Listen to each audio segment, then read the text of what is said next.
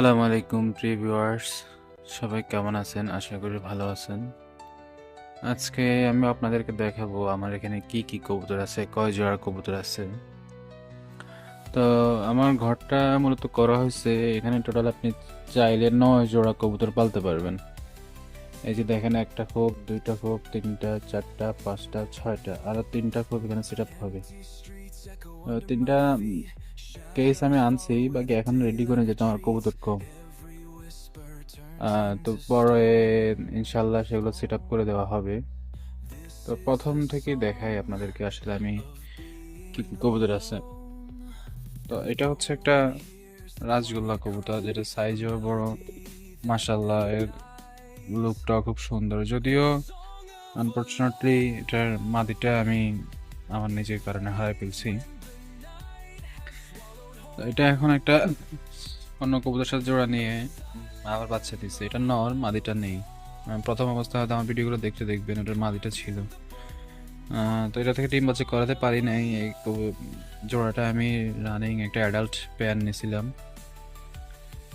তো এটা একটা দুঃখের ব্যাপার। এরপর হচ্ছে একটা কালদুম জোড়া, যেটা আমি একটা রানিং জোড়া আনছিলাম। মাশাল্লাহ কবুতরটা ইন্ডিয়ান ব্রিডের, খুব বড় সাইজের। মাশাল্লাহ এদের প্রথম বাচ্চা আমি নিয়েছি, যদিও দুইটা ডিমের মধ্যে একটা ডিম পড়ছে। এই যে এর মাদিটা হচ্ছে, মাদিটা দেখাই আপনাদেরকে। এই হচ্ছে মাদি। এই কালদুম পেয়ারটা অনেক, আমার একটা শখের কবুতর ছিল কালদুম পেয়ার। যদিও যখন আমি প্রথম প্রথম কবুতর পালতাম, আমার কালদুম দিয়ে শুরু হয়েছিল কবুতর পালার শখটা। তখন অনেক দিন পরে আবার এসে শখ করলাম, আবার কালদুম পেয়ারটা সংগ্রহ করলাম। ইনশাল্লাহ কালদুম পেয়ারটার বাচ্চা এটা ভালো কোয়ালিটি আসছে। আপনাদেরকে একটু দেখাই বাচ্চাটা। যত সম্ভব এটা নর হতে পারে বাচ্চাটা। এরপরের ঘরে আছে একটা সাদা দেশি কবুতর, সেও বাচ্চা নিয়ে বসে আছে। মাশাল্লাহ বাচ্চার সাইজ এবং তাদের সাইজটাও খুব বড় আসছে। যদিও আমি চেষ্টা করি দেশি কবুতরের মধ্যে সবচেয়ে কোয়ালিটিফুল এবং কি বড় সাইজের কবুতরগুলো সংগ্রহ করতে। গতানুগত কবুতর সংগ্রহ না করে একটু ভালো দেখে 2-3 জোড়া পাললেই যথেষ্ট। এর মাদিটা হচ্ছে, সেটা আপনাদেরকে দেখাই একটু। আচ্ছা, এটাই তো মাদি। এটার লেজটা একটু কালো আসছে, কালদম কবুতরের মতো, তবে এটা দেশি, পিওর দেশি ব্রিড। এটার নরটা একদম ফুল সাদা। এই হচ্ছে এটার নর, একদম সাদা ধবধবে। মাশাআল্লাহ কবুতরটা খুব বড় সাইজের কবুতর। এরপরে আরো দুইটা খুব বাকি, কবুতরগুলো ওই পাশে দেখাচ্ছি। এরপর আর একটা কবুতর আছে এখানে, এটা একটা দেশি কবুতর। ওরা ডিম করার জন্য নতুন জোড়া দিছি। সে এখন বাসা তৈরি করবে, এই জন্য আস্তে আস্তে এখানে জায়গাটা দেখতেছে, একবার এক এক বাসায় ঢুকে। আর আছে এক জোড়া দেশি সিরাজি ক্রস কবুতর।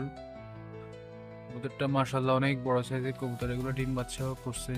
নটা পিওর দেশি, মাদিটা একটা সিরাজি ক্রস কবুতর। আর এটা হচ্ছে রাজগোল্লার সাথে যে কবুতরটা এখন জোড়া নিয়ে আছে, ওইটা মাদিটা। আর এটা আমি ওই দিনে বাজারে গেছি, এই কবুতরটা নিয়ে আসছি। এই কবুতরটার একটা বিশেষত্ব হচ্ছে, এই কবুতরটা দেখতে একদম তোতা পাখির মতো। ওর ঠোঁটটা খুব সুন্দর, ছোট্ট। মাশাল্লাহ যেমন ওর লোক চাহনি দেখলেই মনটা শান্ত হয়ে যায়। তো ওই জন্য এখনো মাদি আনি নাই। আমি একটা ভুল করছিলাম, সেটা হচ্ছে আমি বাজারে যাওয়ার পরে ওর জন্য মাদি তো পাচ্ছি না, তো একটা শার্টিন মাদি নিয়েছিলাম, মনে করছি যে এটা মাদি হবে। ওরও ঠোঁট খুব ছোট, কিন্তু অনাকাঙ্ক্ষিত কারণে এটা আমার আশা করতে পারে নাই। এখন দেখতেছি মনে হচ্ছে এটাও নর হবে। একটু সাইজে ছোট, এখনো পুরোপুরি অ্যাডাল্ট হয় নাই। যদিও আসলে কবুতরের ক্ষেত্রে এখনো অনেক সময় আমরা যতই পুরাতন কবুতর পারি না কেন, অনেক কবুতর দেখলে বোঝা যায় না এটা মাদিনা নর, পরে বাসায় আসার 2-1 দিন পরে বোঝা যায়। এই হচ্ছে আমার কবুতরের অবস্থা। তো টোটাল কবুতর এখন 6 জোড়া আছে, 2টা নর আর 4 জোড়ায় জোড়া মিলানো আছে। এই যে দেখেন এই মাদিটা যেভাবে ডাকতেছে, কেউ বলবে এটা মাদি? পুরা নরের মতো ডাকে, অথচ এই নরটা ঠিক মতো একটু ডাকেও না। এই আর কি, আমার কবুতরগুলো কিন্তু দোয়া করবেন। আর আপনারা যারা নতুন করে কবুতর পালতে চান, একটু সতর্ক হয়ে কবুতর পালবেন। বর্তমানে শীতে পশু পাখি অনেকেরই অসুস্থ হয়।